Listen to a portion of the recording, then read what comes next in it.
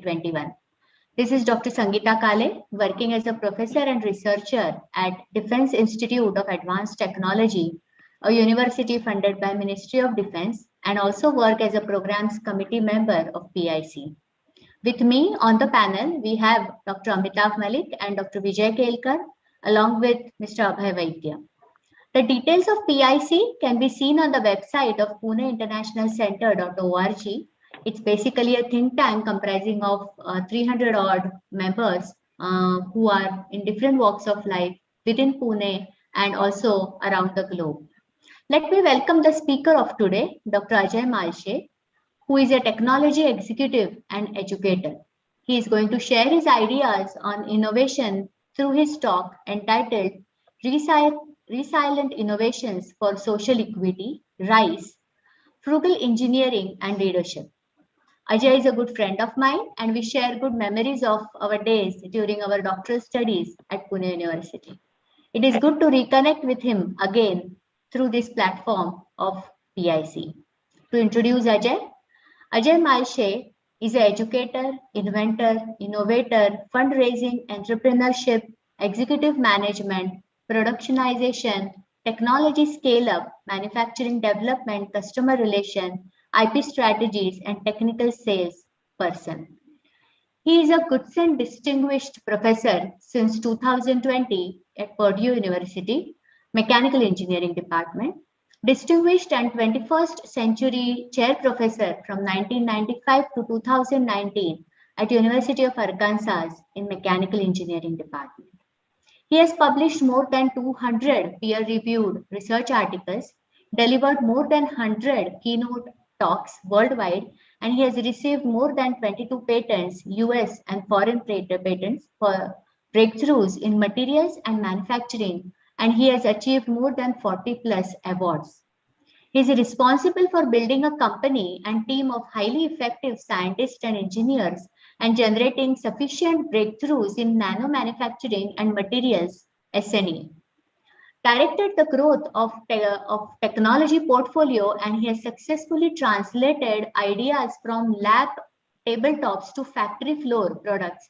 These are 60 plus products that he has worked with, which are now used across many sectors, including engineering, energy, automotive, aerospace, trucking, transportation, performance racing, and retail sectors. He has done his education from MIT, that is Massachusetts Institute of Technology, Sloan Online Postdoctoral Fellow. He's from Ohio State University, and he's Doctor of Philosophy in Physics, Mechanical Engineering from Ohio State University, and he is a PhD from Savitribai Phule, Pune University, that is India. He has a lot of honors to his credit, and the most important ones I would mention here: 20 most influential professors in smart manufacturing, SME 2018 award he has got. He's a member of National Academy of Engineering, NAE, fellow of 4 prestigious societies, which include Institute of Physics, IOP, London, UK, International Academy of Production Engineering, CIRP, American Society of Mechanical Engineering, ASME, and American Society of Materials.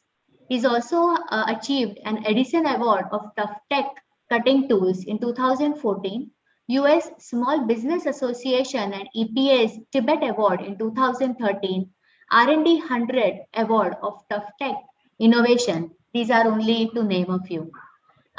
With this brief introduction, I now request Dr. Ajay Malshe to start his talk, please. Over to you, Ajay. Thank you very much, Dr. Kale. And before I start, I just want to say it is very nostalgic to be on this call. At PIC, I would very fondly like to remember my many teachers at University of Pune, that's how it used to be called, and also National Chemical Laboratory, including Professor Satish Chandra Ogale, Professor Panat, Professor Kane, and there are many few, Professor V.G. Bide, that I also would like to recall.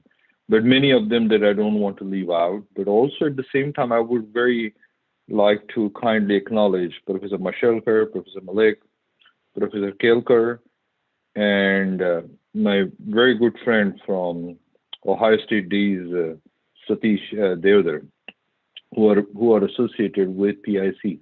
And Sangeeta, it is really good to be on a call with after many, many years.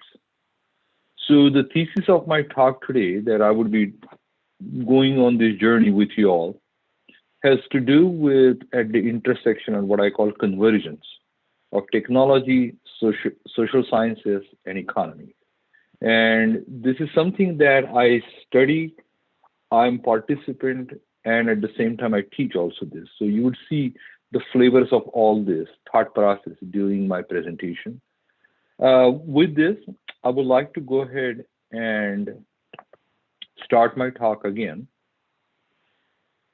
So this is called social innovations through frugal engineering, not cheap, but frugal. Frugal engineering is something important that I would like to capture your attention to.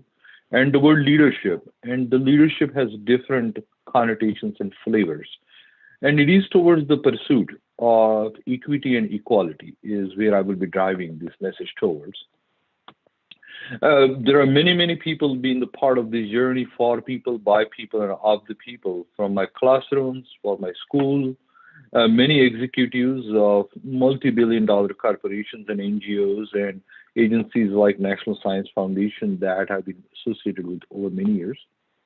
This was one of the classes that I taught in summer of 2020, so I would be seeking some of the examples from that. My senior scientist in my group is Dr. Salil Bapat. He's a graduate of IIT Kharagpur and then University of Minnesota. And so I will be first, this is a brief introduction, who I am, what I have done, my areas of interest. One of the fondest part is to learn from nature. This is something my lifelong pursuit, and this has been very eye-opening for me over time. In my business days, I have worked from race car companies all the way to building a large manufacturing plant. But where I come today is in my laboratory called RISE, Resilient Innovation for Social Equity. For example, we are manufacturing weather protection, which can morph into a housing for somebody who is homeless. So this is somebody like a jacket that can protect during the winter, but it can turn into a tent in the night for an individual, or a micro vertical farm that one can build in repurposing the space, or 3D printing of food, nutritious food with high nutrition value that can be for food insecure students. And there is a definition what I believe what does social innovation could mean. So with the background, where I started my journey is that I looked at this Maslow pyramid, and the Maslow pyramid was established a few decades before. At the foundation of this, what you will find that the interest in fundamental human needs, from air, food, water, health. At the very top, we have the needs for how we can self-actualization. And what I find out, and all my talk is right now going to use and focus on the data in the US where I reside. So I would not be sharing any examples from India, partly because of respect, because first I don't have the statistics, and at the same time, I would like to speak from the lens where I come from, so which can be extrapolated to multiple parts of the world. So coming back, when you're looking at the number of deaths, the 150,000 number now today is more than 600,000 numbers. So when you look at all this, when this is all going on just in the last year and a half, the best technology that came to the rescues of billions is a mask. The millions of people are jobless. Disproportionately large number of underrepresented population is affected by COVID-19. African Americans and underrepresented have seen social inequalities to a very large extent, but at the same time, historically, that human being is trying to go on Mars and the stock markets are with high value. So you really look at this triangle and you're finding the fractures at the very bottom and the progress at the very top. And that's something is very eye-opening for me. This can just happen in a year and a half. And that is something very important for one me to. And that's what the title is, Quo Vadis, where are we going? So with that, what also I would like to point out that when this is all happening, this is something that is the statistics. This is a real statistic at at the in the country where I reside in the U.S. So what is happening at the same time is that the innovations, the rate of innovations is going high, but the affordability and accessibility to innovations is going down.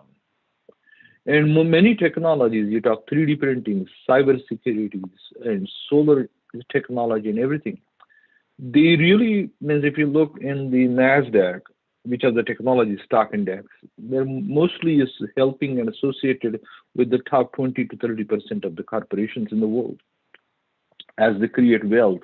And the passage of that wealth to the middle class and the other parts of society is very scarce. And that is something very eye-opening. The example of that, these are the pictures. So there are large homeless populations. There are people food insecure among students, and the students are at very high risk and stress. And myself as a lifelong educator, and my wife also. My wife is a graduate of the University of Pune as well. And we are both lifelong educators. And the large number of students are under stress. And the number of students, the suicide rate is very exponentially high. So when you see on the top, what we call the societal economic indices are very high and successful, but the social indices are at the lowest value. And that discrepancy is challenging technologically, socially, and economically, all. These are some of the examples that how many people really participate. So as much as we are excited about electric vehicle, today's electric vehicle is not accessible by average citizen. At the same time, the best and the latest phone is not accessible by the average citizen. So I started asking questions to myself, being in the technology profession for more than now 25, 30 years, then whom am I making this for? What is the purpose of this? And what is driving all this? So with that self-realization, I started looking at the word social innovations. And social innovation sometimes can be seen as a sociology or social sciences. It can be also seen as economics, but very few times social innovations are connected technologically. So I call them techno-socio-economic innovations that actually make tremendous impact on the society.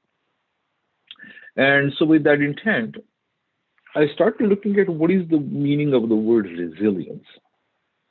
Because, as I said, one of the interests I have is to study from nature, which I do from designs, materials, processes from nature. So I started looking at the word resilience, and which was challenged and which is still being challenged during the pandemic.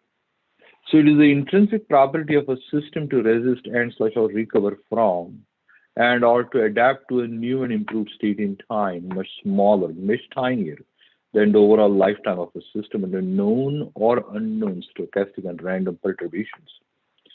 And this is something very important that as a society where we are today, this is an example which was another example which was eye-opening, that this is 1918, almost 100 years before. This picture is from San Francisco. And the mask was the best technology that came to the rescue during the Spanish flu after the World War. And this is where in 2020, the best technology that came to the rescue of billions was a mask. But at the both ends, here, there are examples well documented that human was not interested wearing a mask. Many people, just like vaccines today, and here as well, we have seen. So can one technology change human to be a part of more a social ecosystem rather than highly more individualistic? Is a very important question at the forefront as we continue to build a technologically dominant society. So when I studied this, at the same time, for over the last 15 years, I've been gathering examples, case studies, and studying them across the world. And these are just to name few, because there are quite many good examples to learn from this. This is Zir in northern Nigeria, pot in a pot, electricity-free cooling pot to extend the life of food. Ice stupa, many of you would know, from northern part of Himalaya to supply water. microloans that has given empowered, especially the people in the society, and pulled many of them out of poverty, including especially women. This example is from Liter of Light from Brazil as well as from Philippines.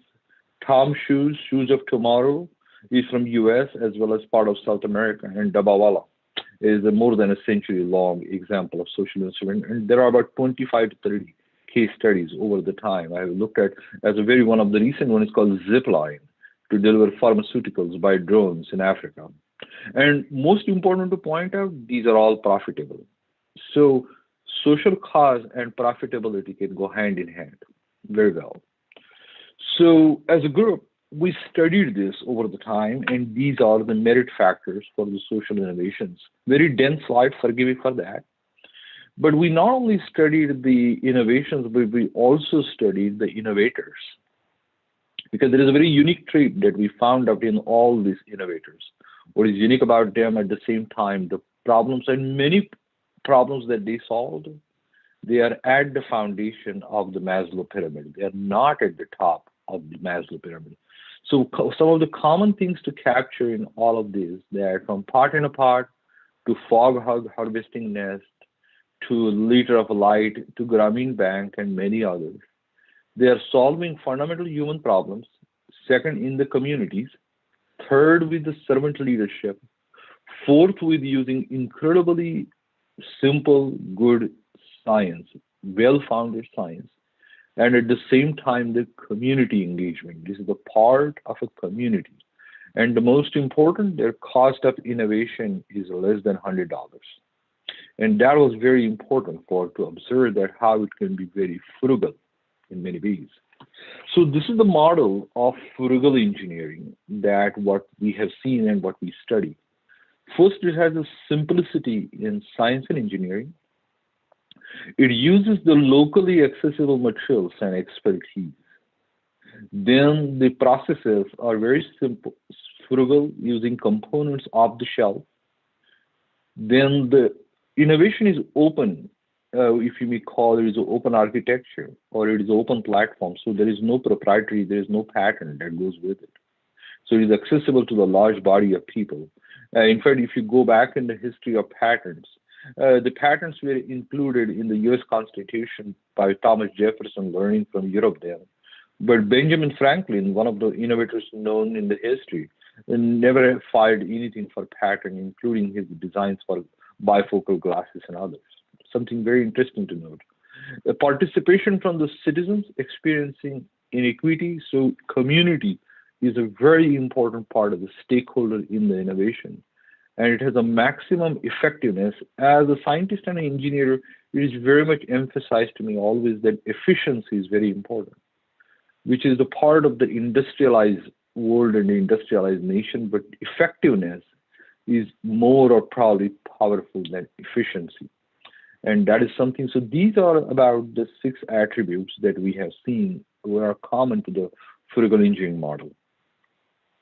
And so with that, as I said, that this is the class something that I taught during pandemic and continue to do that over quite many years. These are the case study we study.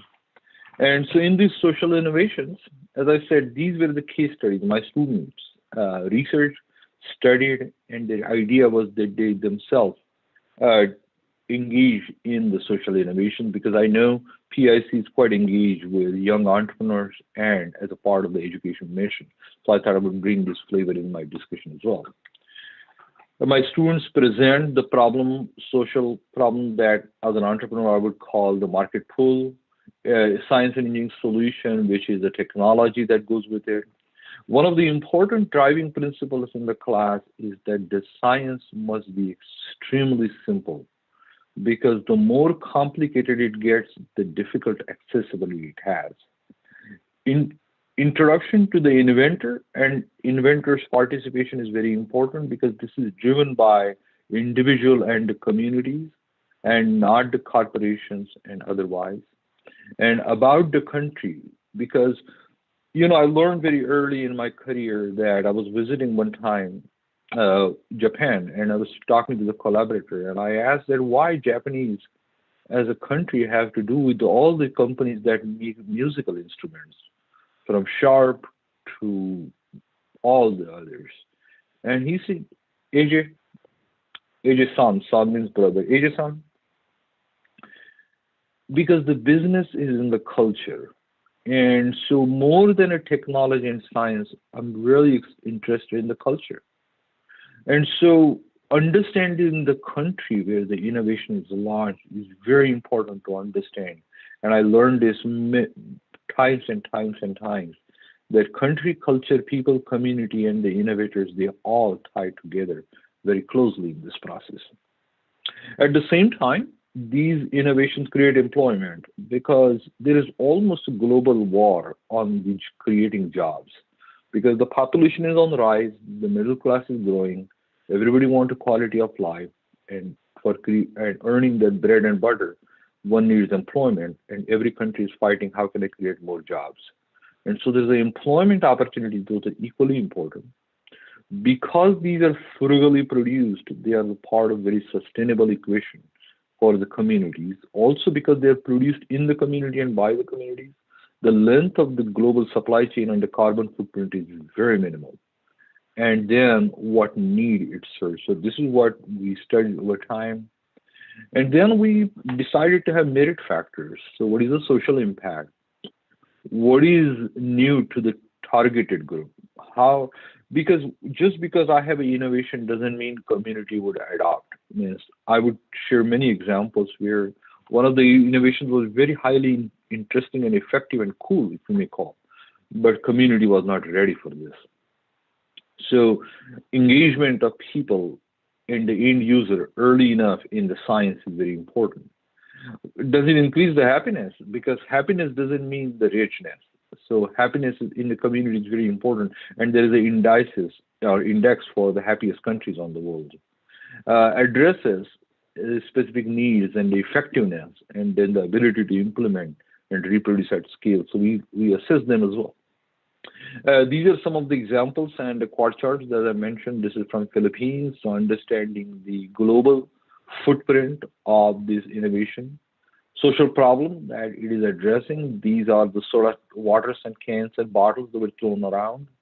Using the design of those bottles, cleaning them, filling them with the chlorine water for antimicrobial and putting the lid in the rooftops and putting in the small shacks where in the daytime even it's so dense and dark that one cannot even see inside and the young kid cannot even study. You can create a light, and this created small businesses in Philippines, for example. And Isaac Diaz is originally from Brazil, and who actually developed this further in Philippines. Liter of light. This is second. I'm sure many of you are familiar, but something very interesting to take advantage of the high surface area for the broken branches of the trees that can be arranged, and it creates looking like a stupa structure, a prayer place for Buddhists.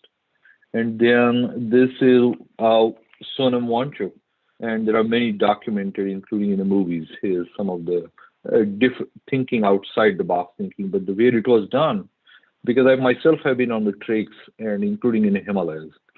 And one thing that is amazing that Himalayas from the distance look beautiful, but on the Himalaya it is really a stack of rubble.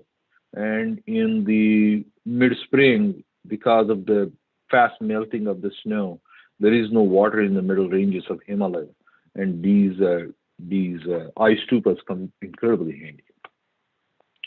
So, as I said, that these case studies were studied in engineering, where students understood the science, the engineering behind a specific solution, diving deep into the simplicity of the science, because the simple thinking is more difficult to come up with rather than difficult thinking. Second is globalization. It is very important to understand the culture, where the innovators, where the problems, where the challenges are. And then the leadership. This is something incredibly important for students to be a part of, immerse in that leadership process. And then the questions that drive this over time. This is a progress, this is the feedback for how the students' viewpoints standing the innovation. how in the week 2nd, week 5th, week 7th, each week was driven by a specific driver question or a specific need. And one used to believe that many a time that innovators are something a gift, but I have learned in my life that innovation and innovators can be created by creating circumstances where they can learn how to connect the dots. And though that is something very powerful skill one can have. I spoke quite a few times about leadership, which is an important part of social innovations in the context I discussed. So what is leadership? There are 5 different established forms of leadership in the world. Examples like a very pyramidal structure like Apple, where Steve Jobs and Elon Musk nowadays drive the corporations. But they are very important for what I look and study for some years now is called servant leadership, where your role is to serve the communities, not where you park your car, but how many people let your decision get influenced and how you do that effectively. So it goes in this circle of business is in the culture to think simple and different. One need to have very dear compassion, not pity, but compassion to the society you belong. At the same time, you do a serenity prayer where you know what you can change and you have a courage to change what you can. Then the value, the thesis of your value messaging, it is very important one become a good storyteller, because telling your story for scientists and engineers and entrepreneurs is incredibly important. And then how you immerse, how you create your innovations, not in the laboratory, but in the what I call community labs. You create those innovations. So it goes from leadership to fellowship to servantship. And that is something important that is a part of this process. Examples of this is like Mother Teresa, who grew up in and seen and being a part of being transformational change in Northeast India. Martin Luther King, who has himself as a priest done a major fundamental thought process change in America during and after Civil War. So when I see Ababa or when I see Wanchuk and when I see founders of even Dabawala, if you go back in the history of Dabawala, it was really started by an entrepreneur who really liked home food and couldn't find it, and this is where the foundation of the business started. And today, it has a 6 Sigma rating today. So each of them are servant leaders because they serve the community where they belong, and their innovations were founded on a very simple idea. Means if you look at the innovation that won the Nobel Prize of microloans, how can I give a small amount of money to a local entrepreneur who want to sell a small product, it could be like bananas, and can return me with X%? That is a very simple thought, but translated now into some large opportunity space. So then I wanted to spend time with my class and with my collaborators over time. What is immersion means? And it is about being present in the moment, because if you're in the part of the community and understanding the problem, I don't want to study the problem, I want to feel the problem. I want to go through that problem. And to putting through that problem is a part of that immersion process that we learn in this space. And then developing the mind maps from thinking, the immersion, the messaging, compassion, courage. So these were the mind maps that we have put together over multiple weeks, believing this, that what we were studying and what we are applying and how we can change them. And then there were projects, multiple projects. One was to how to manage the correction of fake information that was produced during pandemic, how to create masks, those can be provided free for people. So there were 2 projects, multifunctional, user-friendly masks, those are free, and at the same time, digital plugin for fact-checking the information that people are looking at. So this is the scope of, as I mentioned, about the program that I have put together for summer. And these were the guidance of the project. These are the presentations students have done. But these are the feedbacks from the student. And I wanted to highlight those feedbacks, that how students felt. It is important that it is not interested in what the students participant fair, and some of these are comments for your own read at the same time. But students really learn something which was not discussed, and these are many of them are doctoral students. This is something that they have never exposed themselves in their careers before. So this was shifted the way of their thinking. And I have interviewed many of them a year later, and many of them are want to apply their doctoral studies now for something like this. I have recruitment of students from Europe, from Africa, from Asia, multiple parts of the world, because this is something important that they want to be a part of the change. And I see this as a very culture built in the Generation Z, which is the generation which is very active in the studying and learning process at this moment. I have also invited some of the very established leaders in the communities, somebody who is a chancellor of one of the top leading schools, and I gave them the did student meet learning goal, what they studied, what are your feedbacks, and we heard some very comments and the ratings that they gave us, that what was the important part that they felt, because these are the individuals that we invited with the collective experience of over more than 100 years. The second person that we invited, he is the chairman, CEO of a multi-billion-dollar corporation, privately owned. And we also learned criticism from them, that how some of the case studies we didn't go in there, like Dabawala, which we could have done better. So again, the point is that how to engage society vertically and horizontally is what is this movement is about. That's what I see. So in summary, what are the attributes of world techno-socio-economic, this transformation through social innovations? It is about what, when, where, how, and more, enabling genesis.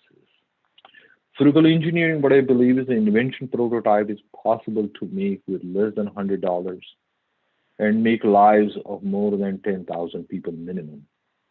In the business, there is a ratio called 80-20, that your 20% products should generate about 80% revenue. Here, the equation is a 98-2, that is 2% resources are invented or invested in invention, about 98% return, very high rate of returns. No protection of IP, it is a global open source. Invention is in the less privileged part of the world. And again, less privileged part doesn't mean rural. There are many urban areas across the United States and the world. These are called deserts. These are urban and rural deserts. These are impacts at the micro scales, and there are macro scale impacts as well.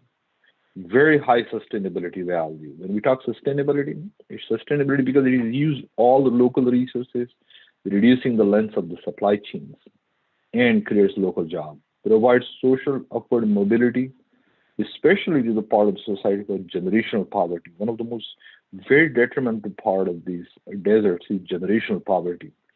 Generational poverty is very different than poverty, and generational poverty is something, if you change, you really change a whole family.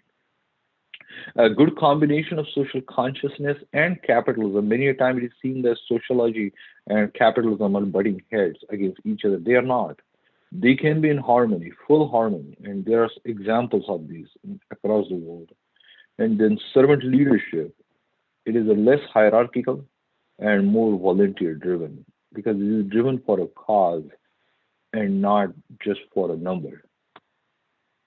And with these are some of the publications from a few examples from my own group in education, in the National Academy journals, in the smart manufacturing, and in biological areas. So with this, I would like to leave time for questions, but I truly appreciate that Saturday evening, many of you are giving time and engaging in this conversation. So once again, I would like to thank the leadership of PIC, with the names that I mentioned before and some of the names that I don't know here. But I really appreciate this opportunity. Thank you again. I'm going to be happy to engage in any dialogue and discussion. Thank you, Dr. Ajay, for an excellent talk, and it was really useful in the current time. It was a timely talk with respect to the country like our India. It has come in a timely fashion, not only because of the pandemic going on, but also because of lot of different initiatives that the government is taking to ensure that there are a lot of people who would be interested in starting their own startups, their companies, generating products and becoming their own masters rather than doing a job somewhere. So thanks a lot for a very good talk. There are few questions. I will take them. I also have questions from my side, but let me take the questions from others first. So the first question comes from Sudhanva. He's asking that how can the social innovation initiatives taken global and solve similar problems in large number of countries instead of remaining only one at sample oblique project level in a single geographical location or only in few locations? There's a question. So, Yeah. so there are actually examples of that. One of the good examples is microloans. What I found out typically, if the idea is very simple, it translates and transfers very fast.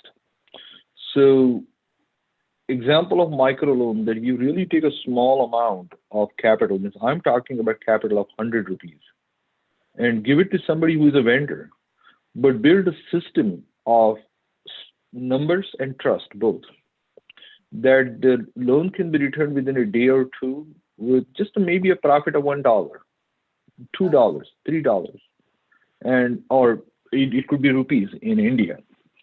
And with that simple idea that is all going back to the system of that, I will give you the money and with a certain trust you give me back to you.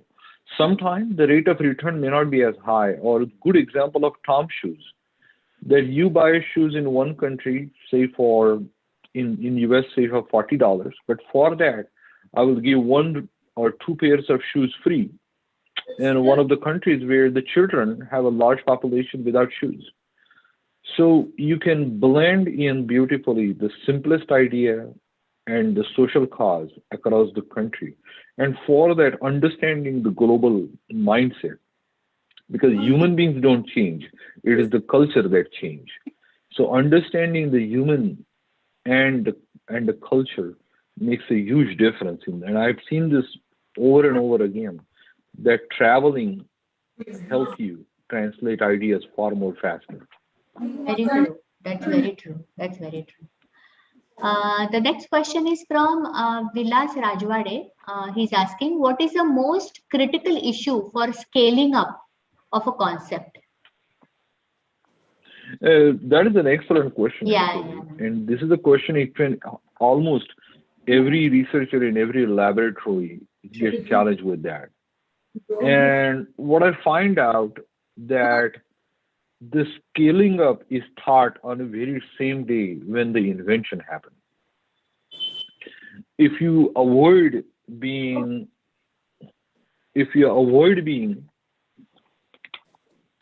scale up as an afterthought. So for example, I will tell you, in my earlier career, I have worked on a manufacturing process to make nanoparticles. And there are many ways to make nanoparticles, including by chemical reductions and other processes. But what I used, the process was used in the food industry over many years, how people make chocolates.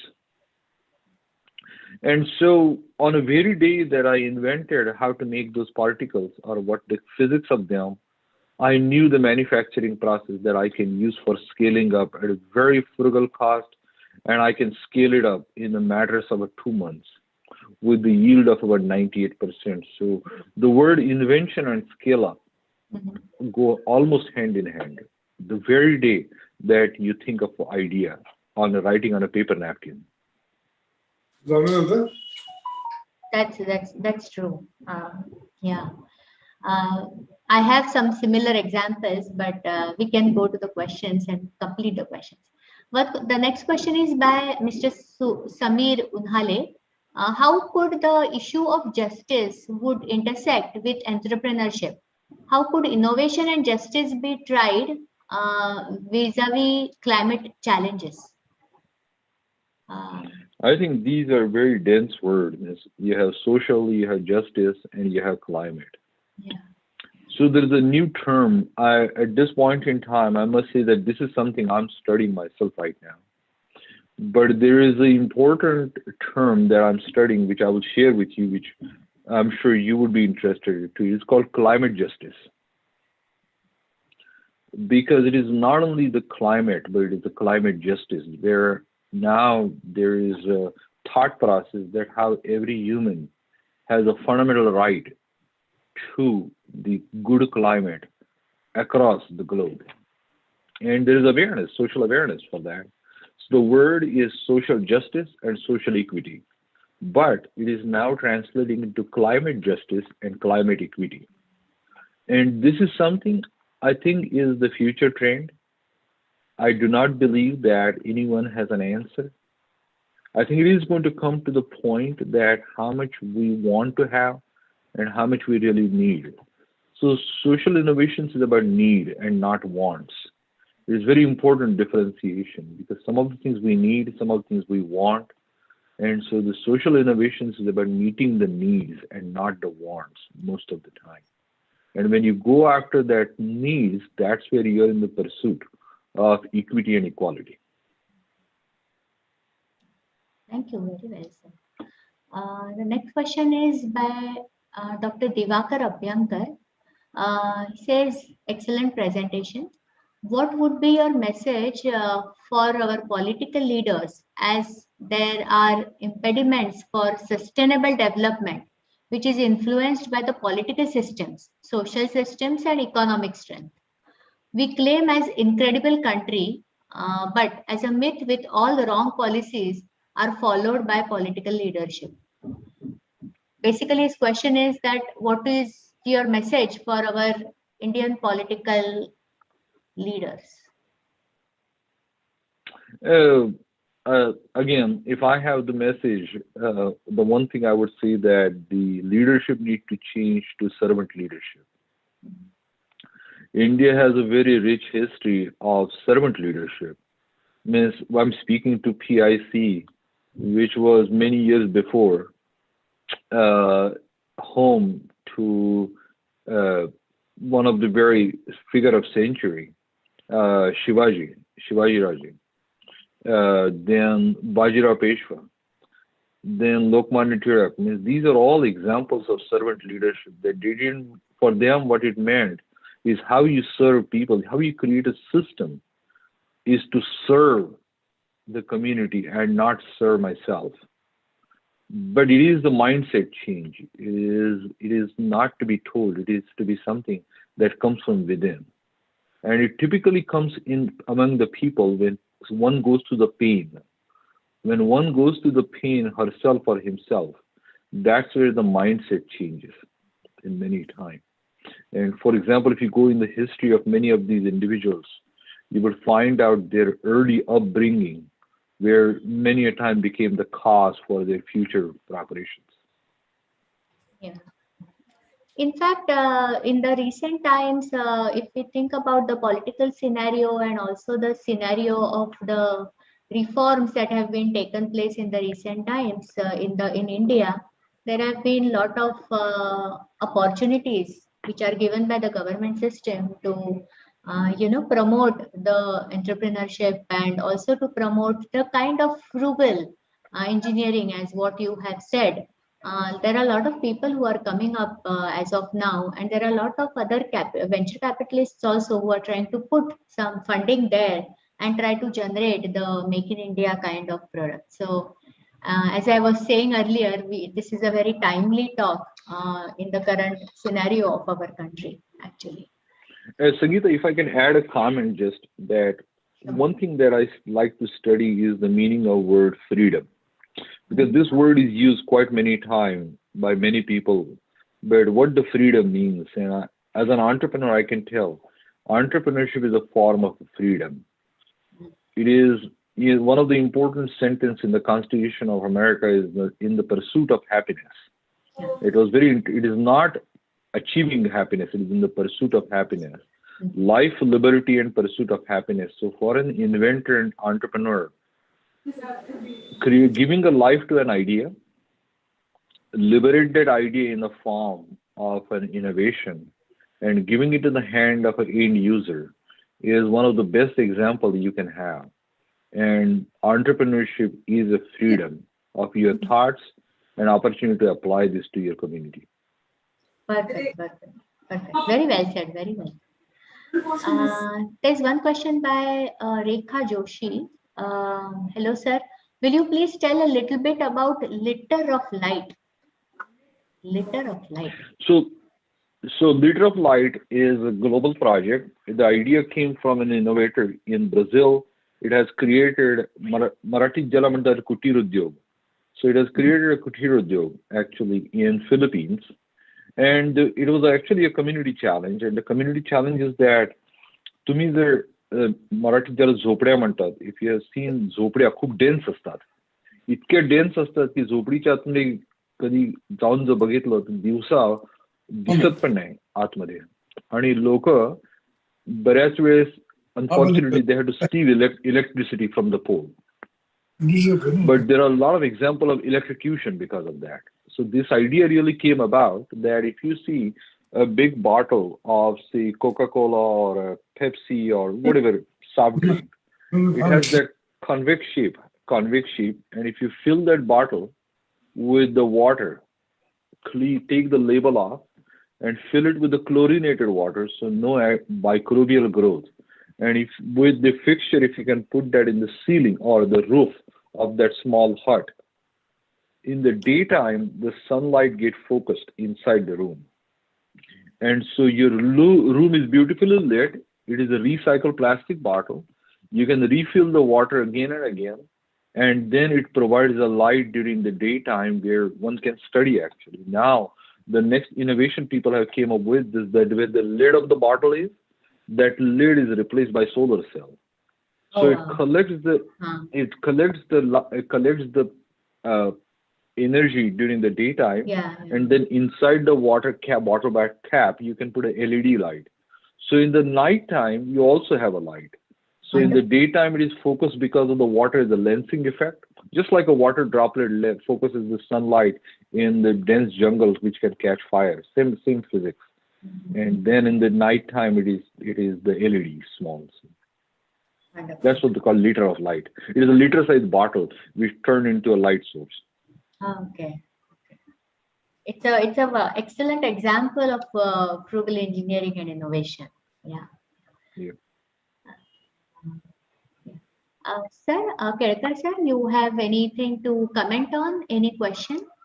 No, first I want to thank Professor Mastry for really very insightful sharing of his ideas and thoughts on social innovation. I thought he may be already aware, but social innovation is quite an important activity for PIC. Yeah. We have annual conference on National Conference of Social Innovation, and we are done over for the last 5 years, and now number of social innovators, and we have our own members work as volunteer mentors for the innovators and then help them to, go forward.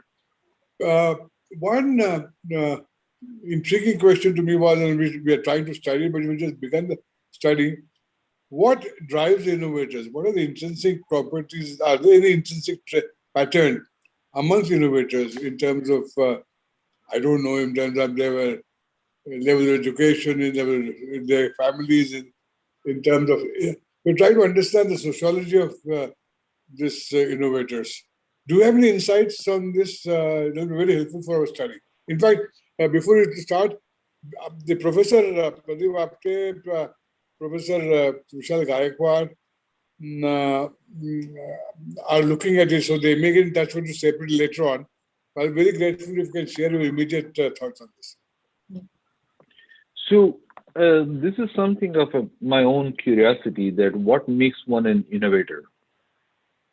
And there are certain observations. I'm not sure I have all the model, but there are some observations that from my personal experience and from my fellow entrepreneurs I've seen. One is pain, that something of painfulness that you have experienced for yourself, your family members, or somebody you care the most. And it is easy to say, but when you go through the pain, it is one of the most difficult experiences.